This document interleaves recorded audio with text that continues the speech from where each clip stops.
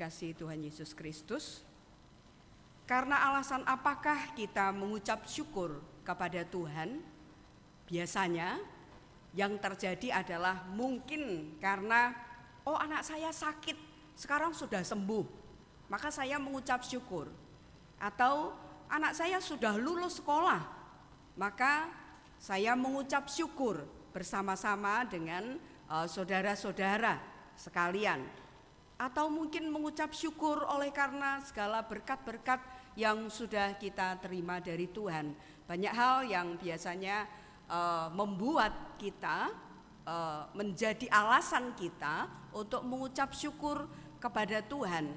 Tetapi biasanya adalah karena hal-hal yang baik, yang sesuai dengan keinginan kita, yang memenuhi keinginan kita, ya ketika kita memintanya kepada Tuhan dan ketika itu terpenuhi maka kita mengucap syukur.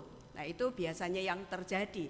Tetapi mari kita lihat Bapak Ibu Saudara, Rasul Paulus mengucap syukur kepada Tuhan di ayat 12, aku bersyukur kepada Dia yang menguatkan aku, yaitu Kristus Yesus Tuhan kita, karena Ia menganggap aku setia dan percaya dan mempercayakan pelayanan ini kepadaku. Nah, inilah alasan Rasul Paulus mengucap syukur kepada Dia, kepada Allah. Rasul Paulus mengucap syukur kepada Allah oleh karena di dalam Yesus Kristus telah menguatkan dia. Oleh karena Yesus Kristus telah memberikan kepadanya kekuatan dan juga kepercayaan. Kekuatan dan kepercayaan untuk melaksanakan tugas pelayanan itu kepadanya. Pelayanan apa? Tentu adalah pelayanan pemberitaan Injil. Bapak Ibu Saudara yang dikasihi Tuhan, itulah yang menjadi alasan Rasul Paulus. Oleh karena apa? Dia sangat bersyukur kepada Tuhan karena sebetulnya dia sama sekali tidak layak untuk menerima itu. Dia sama sekali tidak layak. Siapa sih saya ini? Ya, dia katakan di ayat yang ke-13, aku yang tadinya seorang penghujat dan seorang penganiaya dan seorang ganas, tetapi aku telah dikasihaninya, karena semuanya itu telah kulakukan tanpa pengetahuan, yaitu di luar iman. Inilah ucapan syukur Paulus kepada Tuhan, karena yang sesungguhnya dia tidak layak untuk menerima kasih karunia. Ya, tidak layak untuk menerima anugerah yang besar itu. Dia merasa dia itu adalah orang yang paling berdosa bahkan di dunia ini. Dia merasa adalah orang yang paling berdosa. Apa dosa Paulus? Kalau kita membaca Bapak Ibu Saudara di ayat yang ke-13, dia sendiri menyatakan bahwa aku yang tadinya seorang penghujat, seorang penganiaya, seorang yang ganas. Nah, ini yang memang dilakukan Rasul Paulus kepada jemaat Tuhan, ya. Kejahatannya amat sangat terhadap umat Allah, ya, yang menyebabkan dia layak disebut sebagai orang yang paling berdosa. Kita bisa membaca di dalam Kisah Para Rasul, ya, di beberapa pasal 9, pasal 8, 9, kemudian pasal 26, di dalam Galati pasal 1 ayat 13 dia juga menuliskan tentang keberdosaannya itu, bahwa dialah yang menjadi penghujat Allah, penghujat Kristus. Dialah yang telah menghina Kristus sedemikian. Dialah yang telah mengejar-ngejar orang Kristen. Dialah yang telah menganiaya, bahkan membinasakan mereka. Itulah Rasul Paulus. Bahkan dia juga menyetujui ketika Stefanus dirajam batu, itu ada Rasul Paulus di sana. Dia menyaksikan dan juga menyetujui bahwa Stefanus dirajam batu. Itu kita bisa membaca di dalam Kisah pasal 8, ya, ayat 1a. Saulus juga setuju bahwa Stefanus dibunuh. Ini salah satunya. Ya, tetapi yang lain-lain memang tidak disebutkan. Sudah berapa banyak orang yang dianiaya, ya, sudah berapa banyak orang yang dihujat, yang dibinasakan, yang disengsarakan menjadi menderita sengsara oleh karena perbuatannya. Nah, ternyata semua itu dilakukan oleh Rasul Paulus di luar pengetahuannya. Dia sama sekali tidak tahu bahwa itu adalah sebuah kejahatan waktu itu. Ya, waktu itu. Maka dia katakan bahwa itu aku lakukan di luar iman. Ya, artinya dia tidak tahu. Dia menganggap bahwa dia itu sudah benar. Jadi waktu Paulus belum kenal Tuhan Yesus, ketika dia mengejar, menganiaya, membinasakan orang-orang Kristen, dipikirnya itu adalah jalan yang benar.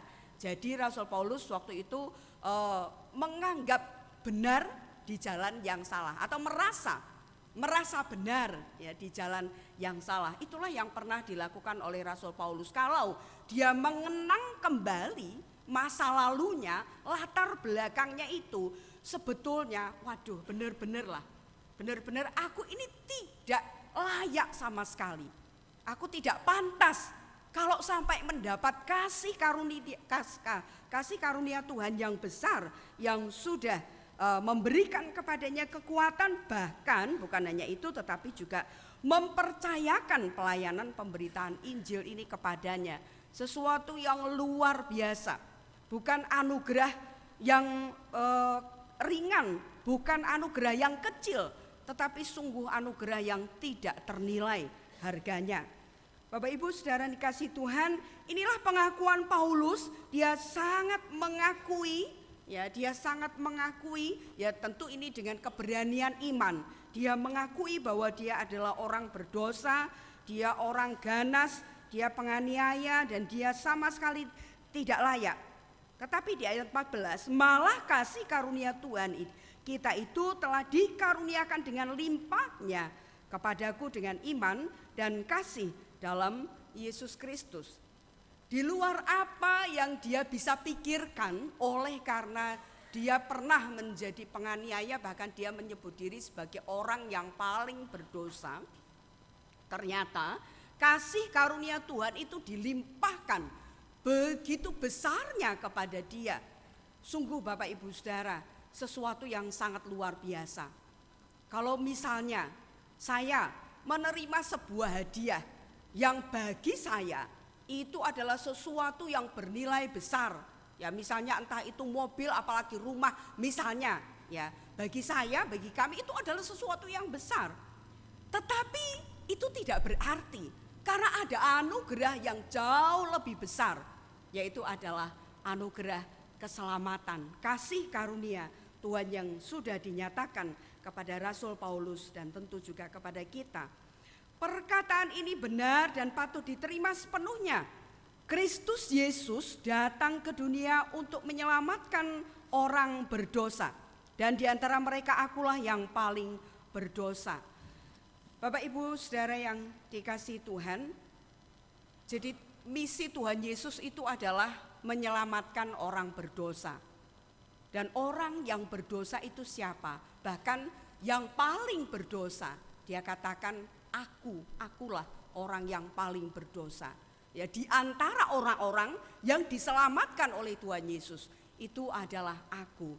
Di dalam Lukas pasal yang ke-15 yang kita baca tadi, Bapak Ibu Saudara, bagaimana Tuhan Yesus memberitahukan kepada kita melalui pengajarannya, aku berkata kepadamu, demikian juga ada sukacita di surga karena satu orang berdosa yang bertobat lebih daripada sukacita karena 99 orang benar yang tidak memerlukan pertobatan.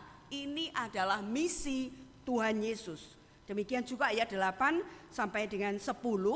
Di ayat yang ke-8 dikatakan, atau perempuan manakah yang mempunyai 10 dirham dan jika ia kehilangan satu di antaranya, tidak menyalakan pelita dan menyapu rumah serta mencarinya dengan cermat sampai ia menemukannya. Jadi ada seorang perempuan yang kehilangan mata uangnya, yang kehilangan uangnya, kemudian dia dan uang itu sangat berharga dan dia pasti akan mencarinya, ya. Dia tahu bahwa uang itu jatuh di dalam rumah itu, maka dia menyalakan pelita, memberi penerangan, kemudian menyapu sangat cermat gitu. Dia menyapu sampai sedemikian cermatnya, sehingga ketika dirham itu ditemukan, maka dia sangat bersukacita, bahkan mengundang saudara-saudara, tetangga-tetangga untuk ikut bersukacita dengan dia. Ya, ini adalah gambaran orang yang berdosa, yang terhilang dari hadapan Tuhan.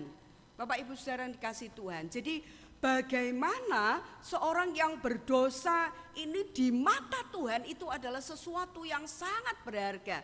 Kalau kita membaca di dalam kitab Nabi Yeremia pasal yang keempat tadi, yang kita baca tadi di ayat yang ke-11-12, kemudian disambung dengan ayat 22 sampai dengan 28.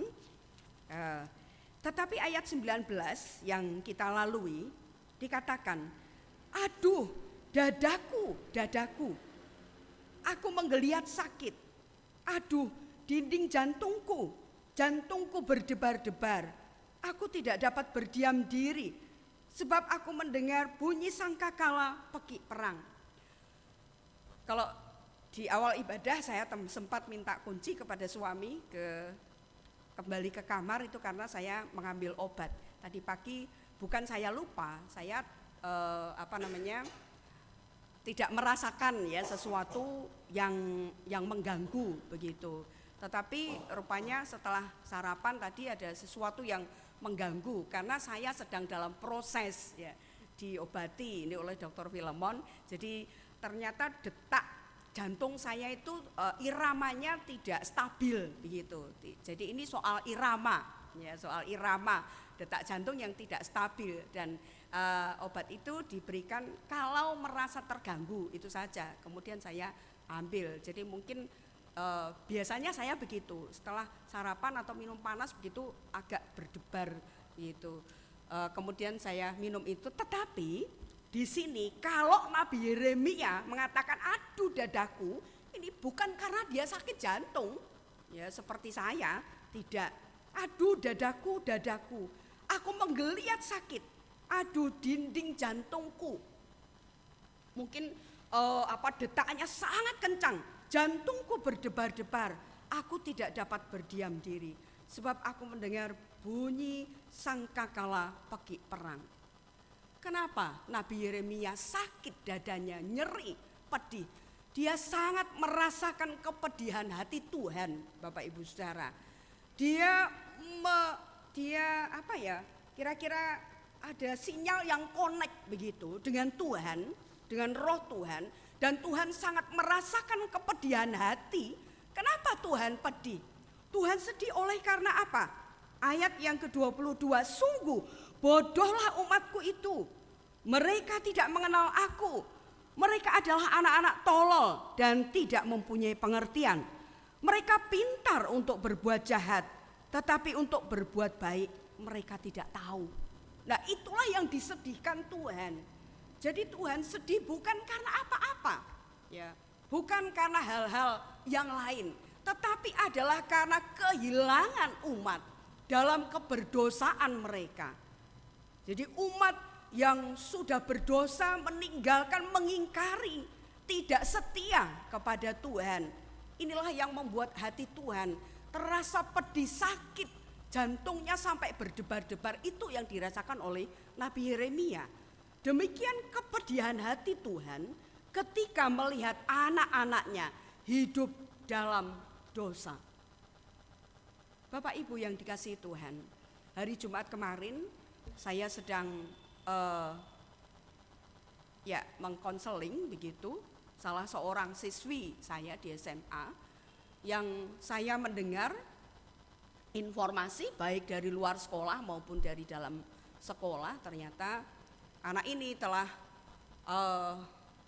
membuat pergunjingan dengan kelakuannya, ya, dengan kelakuannya. Jadi intinya adalah bahwa oleh karena terdesak secara ekonomi begitu, jadi kondisi ekonomi yang minim yang kemudian membuat dia jadi berubah, kemudian menerima tawaran-tawaran materi yang bernilai cukup besar, ya, dengan pemberian-pemberian dari seseorang yang tidak layak, yang sebetulnya sama sekali tidak layak, ya, karena bukan hanya usia orang itu adalah seusia bapaknya kira-kira, yang jauh lebih tua seusia bapaknya, bukan hanya itu, ya, tetapi adalah bahwa orang ini punya ikatan pernikahan, walaupun katanya itu hanya menikah siri, bukan masalah sirinya itu, tetapi dia punya ikatan, ya, itu yang kemudian saya sampaikan betapa saya sebagai seorang guru di sekolah, sebagai seorang hamba Tuhan, sebagai seorang ibu, orang tua, saya pedih sekali. Saya sangat sedih melihat tindakan dan sikap yang seperti itu. Bapak Ibu Saudara, kemudian saya menyampaikan banyak nasihat karena ini sudah menjadi pergunjingan bukan di lingkungan saja tetapi juga di sekolah, apalagi dari pihak istrinya ini kemudian sampai melapor ke sekolah begitu, karena sudah hubungan itu memang tidak wajar lagi karena dia juga menerima pemberian-pemberian yang saya sampaikan yang bernilai cukup besar, ya, ada sepeda motor, bahkan sekarang baru dibangunkan rumah begitu. Bapak Ibu yang dikasihi Tuhan, inilah kelakuan manusia, inilah sikap manusia, inilah keberdosaan, keterhilangan manusia di hadapan Tuhan. Kemarin saya sampai mengatakan, Vi, aku kok jadi pangkling ya dengan kamu sekarang. Novi sekarang ini apakah kok kayaknya bukan Novi yang saya kenal yang dulu, begitu. Bapak Ibu Saudara yang dikasihi Tuhan, kita kembali firman Tuhan. Betapa Nabi Yeremia merasakan sakit di dada dan di jantung oleh karena melihat kelakuan umat yang tidak tahu berbuat baik, yang tidak tahu berbuat baik, apalagi berterima kasih.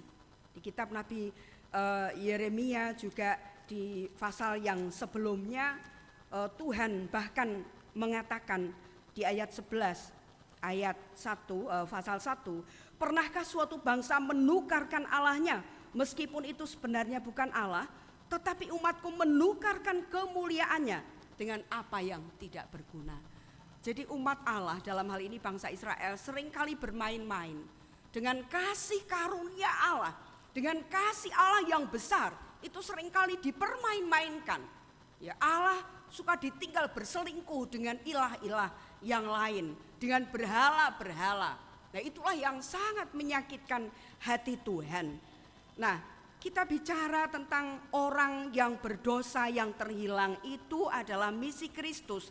Dalam Lukas pasal 19 ayat yang ke-10, Tuhan Yesus katakan bahwa sebab anak manusia datang untuk mencari dan menyelamatkan yang hilang. 19 ayat yang ke-10, ya, sebab anak manusia datang mencari dan menyelamatkan yang hilang. Itulah misi Tuhan Yesus.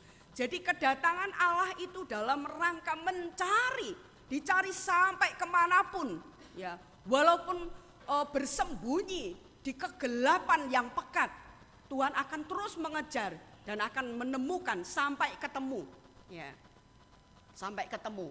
Pak Daniel pagi tadi menjelaskan bahwa anugerah Allah itu anugerah gracia,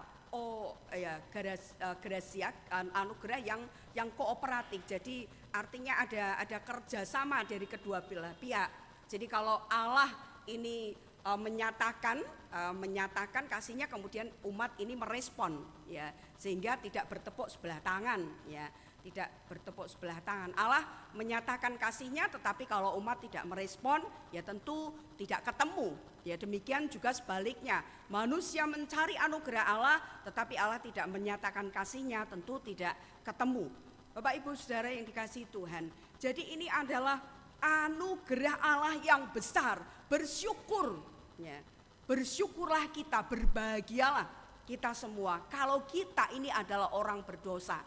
Maaf Bapak Ibu Saudara kalau saya tadi menceritakan salah kasus dari salah seorang murid begitu. Ini hanya sebagai contoh saja, bukan berarti, ya, Bukan berarti mungkin ketika ada peristiwa-peristiwa, ada kasus atau musibah yang menimpa orang lain, lalu kita katakan, nah iya kok memang orang itu begitu, ya kok saya, kalau saya enggak. Ya, jadi seolah-olah kita ini berada di luarnya, begitu ya. Seolah-olah kita ini tidak pernah melakukan dosa, begitu. Tetapi ingat Bapak Ibu Saudara, kita memang mungkin tidak mengalami atau tidak pernah melakukan seperti kasus yang saya contohkan, tetapi bukan berarti kita tidak berdosa dalam hal-hal lain. Ya, dalam hal-hal lain seringkali justru kita mengkhianati Tuhan. Loh, dengan cara apa mengkhianati Tuhan? Banyak hal Bapak Ibu Saudara, kalau kita perhatikan, mulai saja dari ketika kita bangun tidur, mungkin kita tidak berdoa mengucap syukur, terima kasih Tuhan, hari ini, pagi ini Tuhan memberikan kepada kami, kepada saya kekuatan yang baru. Terima kasih malam hari kami sudah menikmati istirahat, begitu. Tidak seperti itu, kita langsung saja ke kamar mandi atau kemana, terus langsung kalau perlu buka toko, begitu. Di Bangilan itu ada toko, begitu, ada sebuah toko yang pagi sekali sudah buka 5:30 ya. Tapi yang punya toko itu belum mandi, mungkin belum cuci muka, belum gosok gigi. Jadi masih awut-awutan begitu ya, sudah buka toko itu. Apalagi untuk yang lain, apalagi untuk berdoa, mengucap syukur, terima kasih kepada Tuhan. Mungkin itu kita lewatkan. Atau kita mengira bahwa itu adalah hal yang kecil saja ya. Oh, itu kan enggak apa-apa toh ya. Tidak ke gereja seminggu, 2 minggu, masih ada minggu lagi dan sebagainya. Atau kita sudah terlalu sibuk dengan pekerjaan-pekerjaan. Dulu ketika usahanya belum maju, rajinnya bukan main. Tetapi sekarang ketika usahanya sudah semakin maju, semakin meninggalkan Tuhan. Ya, kami juga ada jemaat seperti itu.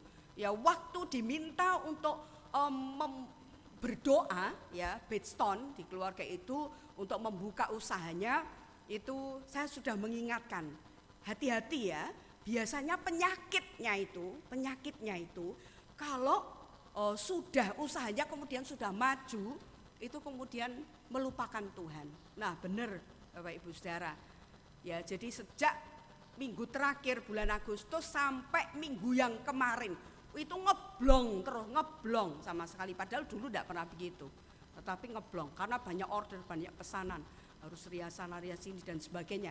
Bapak Ibu Saudara, ini salah satu contoh keterhilangan kita.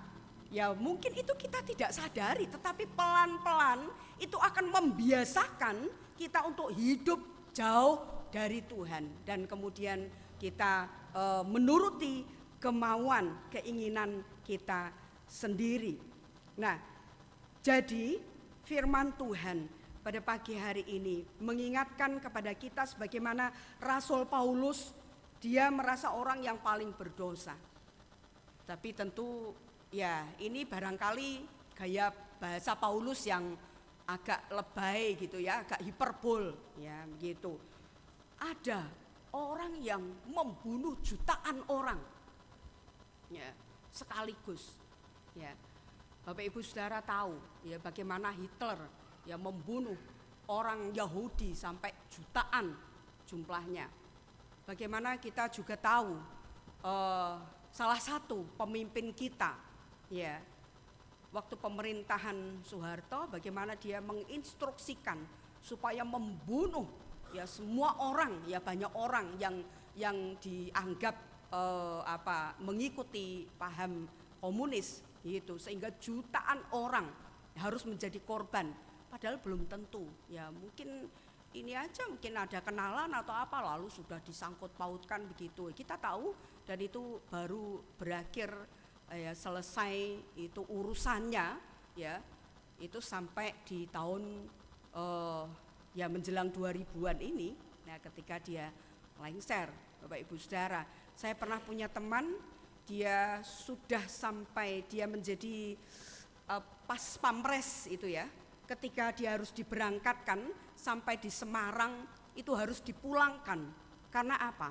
Ketahuan dari silsilah itu Pak D-nya yang bersangkutan itu kesangkut G30S, kemudian dipulangkan, dia tidak jadi diterima itu karena Pak D-nya saja.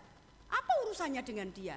Kalau dia sendiri lahir tahun sekitar 70-an atau 60-an ke atas.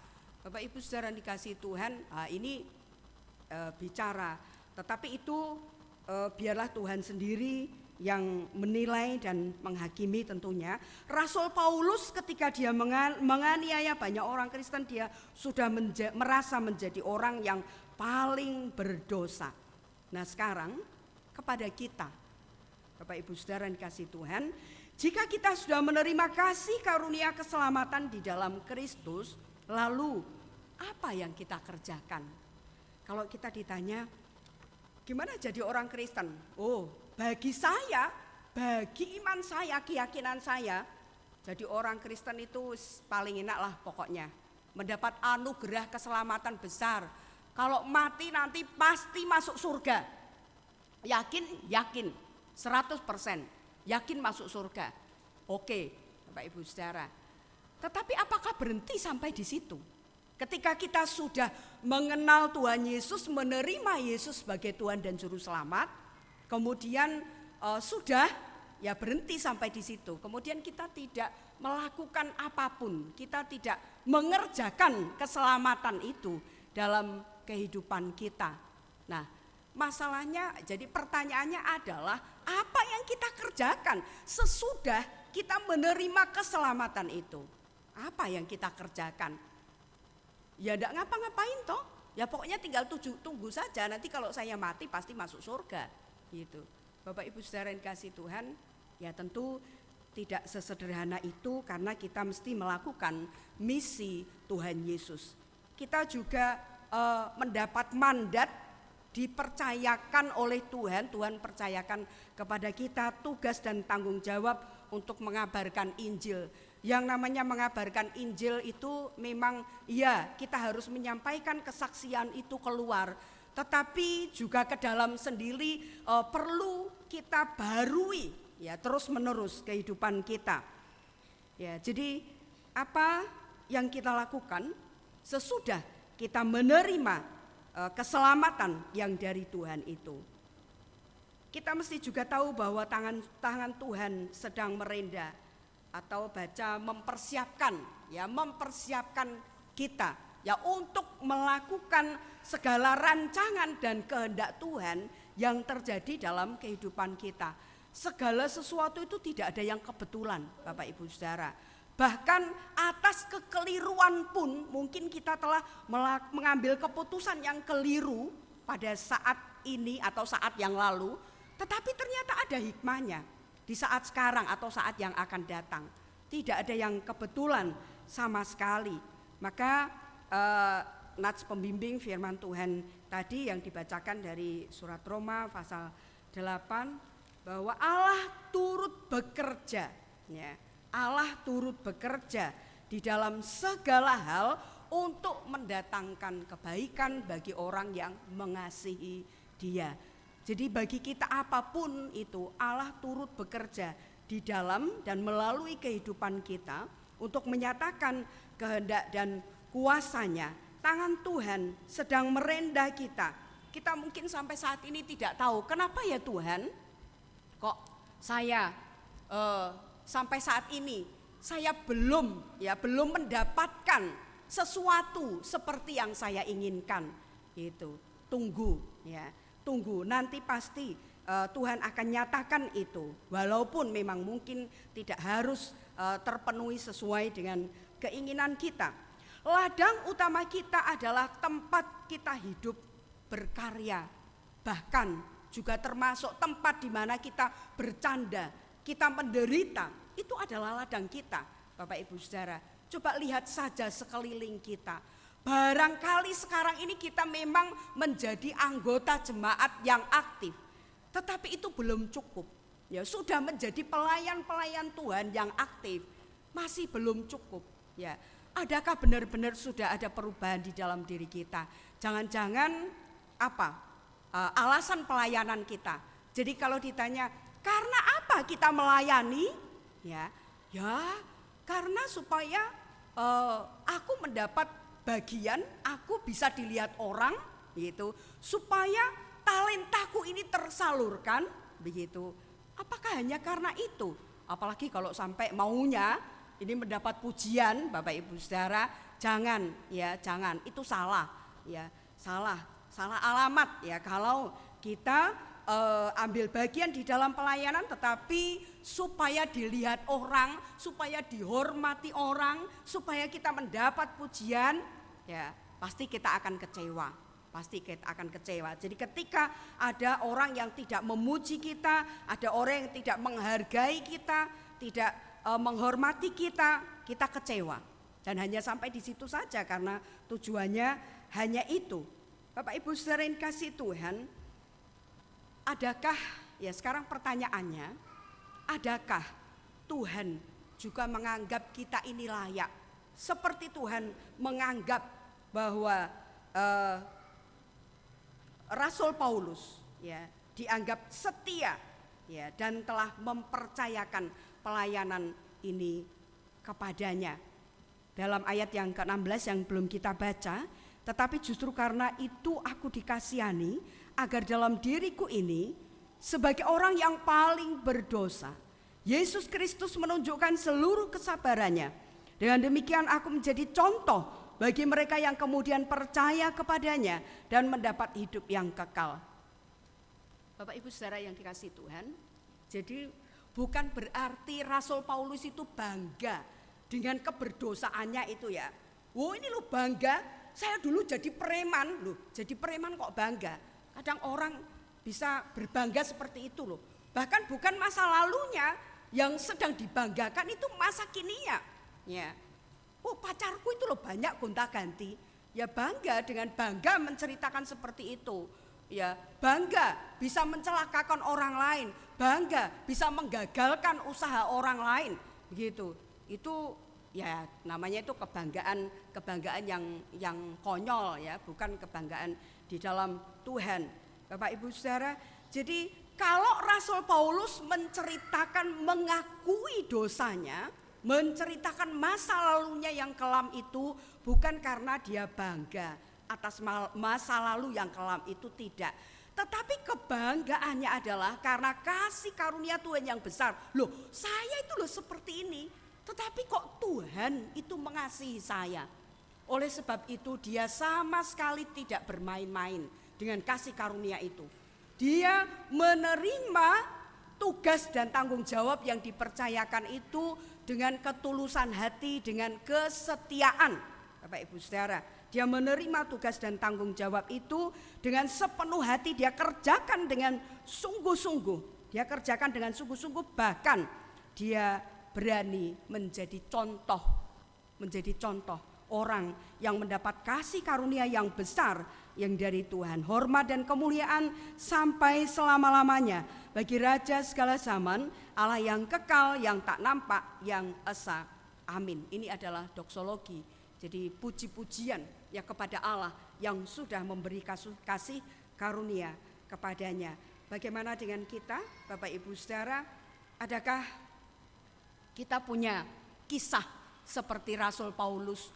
Adakah kita merasa benar-benar sudah menerima kasih karunia yang dari Tuhan? Sekalipun mungkin kita tidak punya perjalanan hidup seperti Rasul Paulus, tetapi ketika kita menerima kasih karunia itu adalah sesuatu yang luar biasa, yang sebetulnya kita itu tidak layak. Kita itu siapa sih? Kita tidak layak untuk itu, tetapi kita menjadi layak oleh kasih Tuhan yang besar. Karena begitu besar kasih Allah akan dunia ini, sehingga ia mengaruniakan anaknya yang tunggal, supaya barang siapa yang percaya kepadanya tidak binasa, melainkan beroleh hidup yang kekal. Mari Bapak Ibu saudara, kita menaruh kesetiaan kita kepada Tuhan untuk segala yang sudah dipercayakan kepada kita, apapun, sebagai siapapun kita, apa yang sudah dipercayakan kepada kita, mari kita kerjakan dengan penuh rasa tanggung jawab di hadapan Tuhan, sehingga pada akhirnya Tuhan mendapati kita setia. Tuhan berkati. Amin.